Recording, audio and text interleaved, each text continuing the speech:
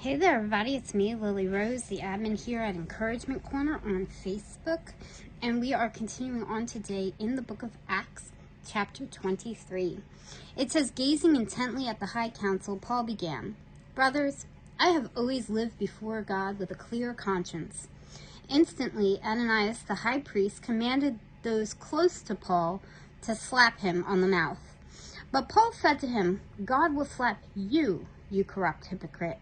What kind of judge are you to break the law yourself by ordering me struck like that? Those standing near Paul said to him, Do you dare to insult God's high priest? I'm sorry, brothers, I didn't realize he was the high priest, Paul replied. For the scriptures say, you must not speak evil of any of your rulers. Paul realized that some members of the high council were Sadducees and some were Pharisees. So he shouted, Brothers, I am a Pharisee, as were my ancestors, and I am on trial because my hope is in the resurrection of the dead. This divided the council, the Pharisees against the Sadducees, for the Sadducees say there is no resurrection or angels or spirits, but the Pharisees believe in all these things. So there was a great uproar. Some of the teachers of religious law who were Pharisees jumped up and began to argue forcefully. We see nothing wrong with him, they shouted. Perhaps a spirit or an angel spoke to him.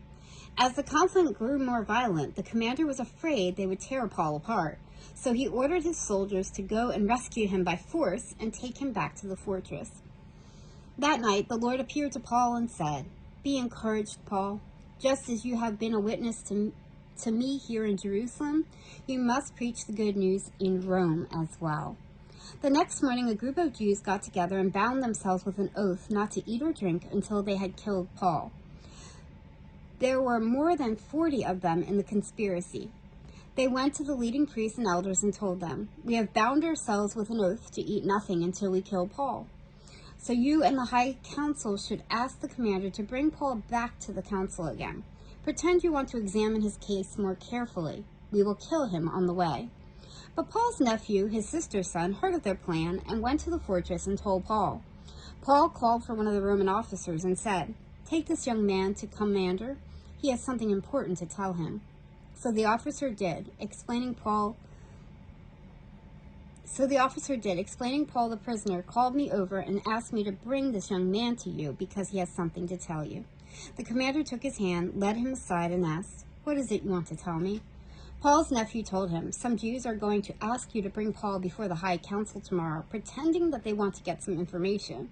But don't do it. There are more than 40 men hiding along the way, ready to ambush him. They have vowed not to eat or drink anything until they have killed him. They are ready now, just waiting for your consent. Don't let anyone know you told me this, the commander warned the young man. Then the commander called 2 of his officers and ordered, Get 200 soldiers ready to leave for Caesarea at 9 o'clock tonight. Also take 200 spearmen and 70 mounted troops. Provide horses for Paul to ride and get him safely to Governor Felix. Then he wrote this letter to the governor. From Claudius Lysias, to his Excellency Governor Felix, greetings. This man was seized by some Jews and they were about to kill him when I arrived with troops. When I learned that he was a Roman citizen, I removed him to safety. Then I took him to their high council to try to learn the basis of the accusations against him. I soon discovered the charge was something regarding their religious law, certainly nothing worthy of imprisonment or death. But when I was informed of a plot to kill him, I immediately sent him on to you. I have told his accusers to bring their charges before you. So that night, as ordered, the soldiers took Paul as far as Antipatris. They returned to the fortress the next morning, while the mounted troops took him on to Caesarea. When they arrived in Caesarea, they presented Paul and the letter to Governor Felix. He read it and then asked Paul what province he was from. Cilicia, Paul answered. I will hear your case myself when your accusers arrive, the governor told him. Then the governor ordered him kept in the prison at Herod's headquarters.